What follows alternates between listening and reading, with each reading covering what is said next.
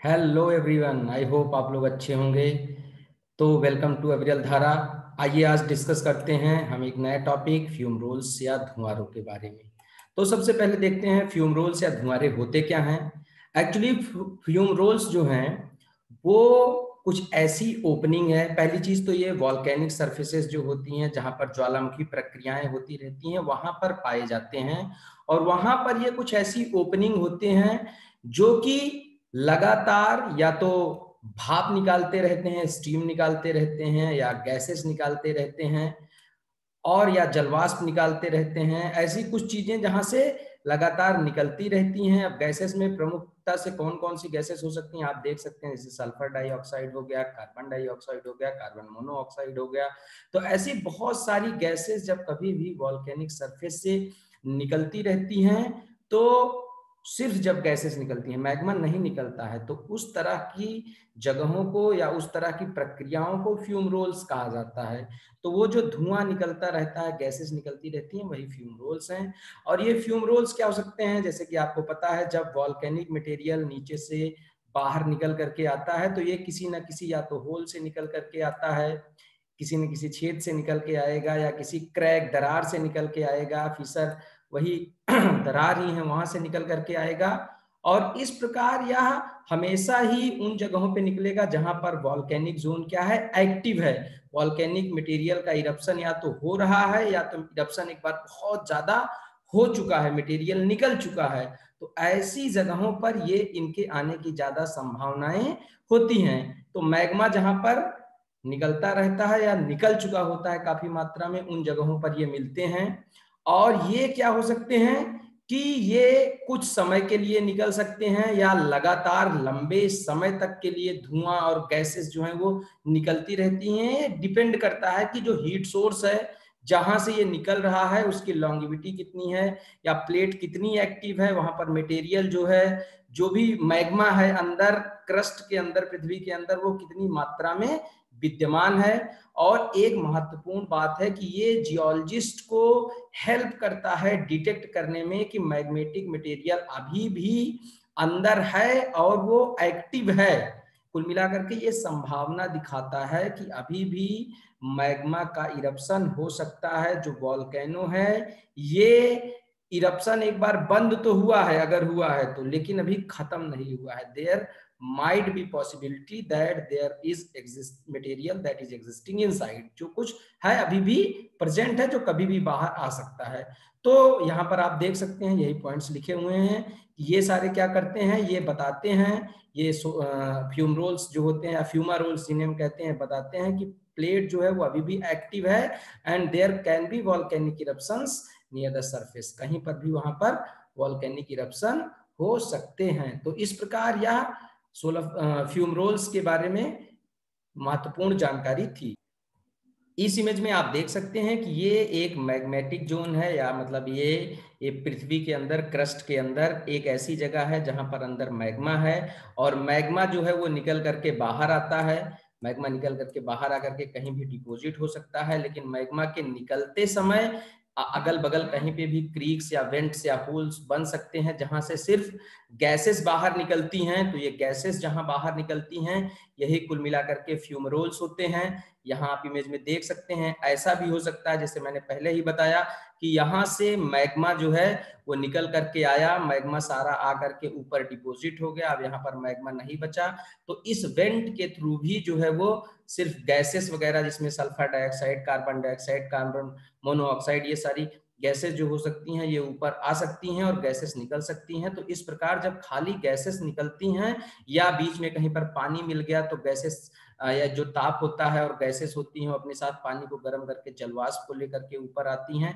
तो इस तरह से जो होता है, जब सिर्फ जलवाष्प या गैसेस निकलती हैं, तो यही कुल मिलाकर के फ्यूम रोल्स होते हैं। अभी इस पिक्चर से आपको समझ में आ गया होगा कि एक्चुअली फ्यूम रोल्स जो होते हैं वो बनते कैसे हैं। लेकिन और मैंने पहले ही बताया है जैसे कि ये जो है वो इसका मतलब ये बताता है कि अभी भी प्लेट के अंदर कुछ ना कुछ चीजें जो है वो गर्माहट है, और जो मटेरियल है चाहे कम मात्रा में ही है वो विद्यमान है, और वो मटेरियल कभी भी नियर फ्यूचर बाहर आ सकता है। ऐसा भी हो सकता है धीरे धीरे टेम्परेचर डाउन हो जाए और नहीं भी मटेरियल बाहर आए, तो दोनों तरह की संभावनाएं होती हैं।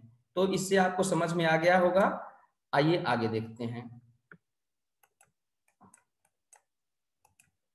अब आप ये देख सकते हैं, ये एक फ्यूम रोल वाली जगह है जिसको हम बोलते हैं वैली ऑफ 10,000 स्मोक्स। बहुत ही फेमस फ्यूमरोल है, या धुआरा जिसको हम हिंदी में बोलते हैं। ये है, ये कहाँ पर है?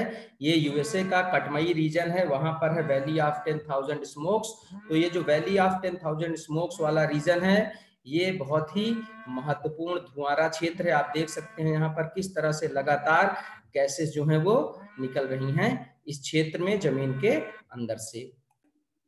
जो मैंने आपको दिखाया, आप यहाँ पर देख सकते हैं कि जो वैली ऑफ 10,000 स्मोक्स है, वो मैं पहले ही आपको बता चुका हूँ कि ये कहाँ पर है। ये यूएसए में है। और यूएसए का जो ये वाला रीजन है जो लाल कलर में यहाँ पर दिख रहा है, रेड कलर में, ये अलास्का क्षेत्र है यूएस का। ये कनाडा के साथ जो है वो लगा हुआ है। तो ये अलास्का रीजन है, यहीं पर है वैली ऑफ 10,000 स्मोक्स, जो कटमई रीजन है यहाँ पर है। कभी भी आपसे एग्जाम में पूछा जा सकता है कि वैली ऑफ 10,000 स्मोक्स कहाँ है या अलास्का कहाँ है, तो इस पॉइंट को याद रखिएगा। आइए चलते हैं नेक्स्ट स्लाइड पे।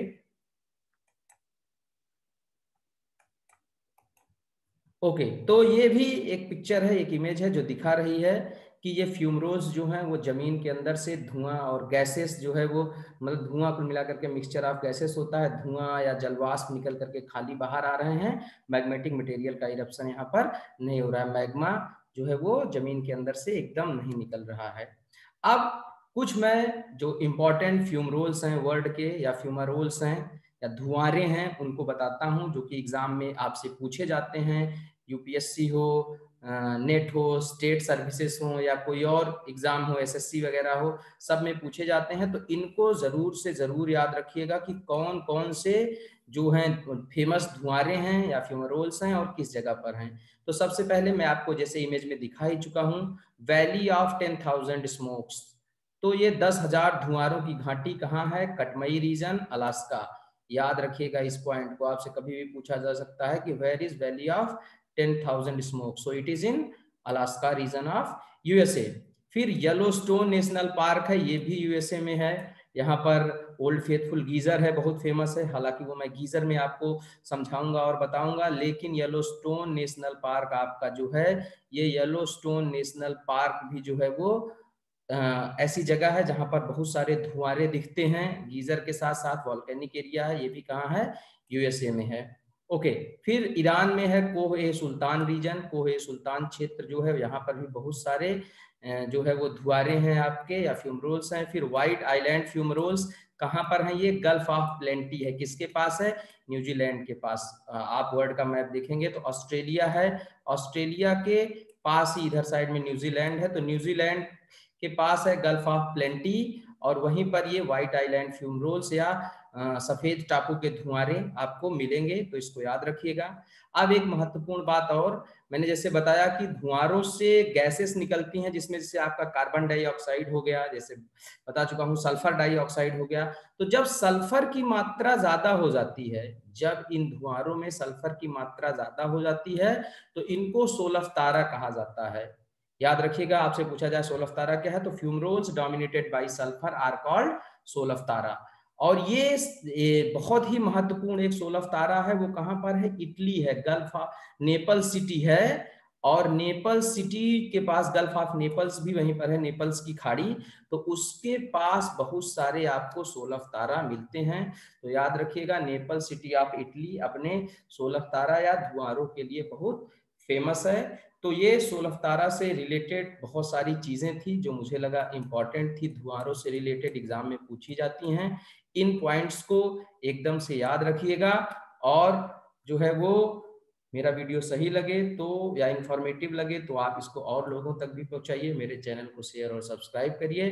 Thank you very much. मिलते हैं फिर अगले वीडियो में कुछ नए इंफॉर्मेशंस के साथ।